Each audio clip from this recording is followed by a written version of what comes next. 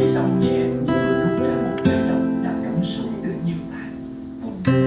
Những sinh linh chưa kịp thành hình nhưng đã có thần thức, nếu không được gọi tên, không được hồi hướng, sẽ lang thang quẩn quẩn sợ hãi. Không cần lễ lớn, không cần pháp đàn, chỉ cần một người mẹ chịu gọi bằng lời tụng, bằng ánh lên, bằng trái tim biết sám hối và thương đúng cách.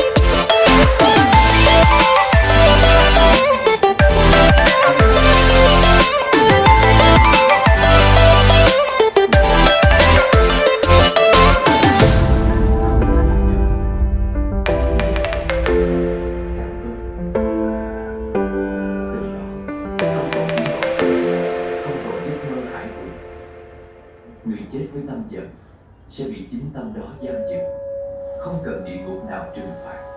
Chính sự không buông của nội tâm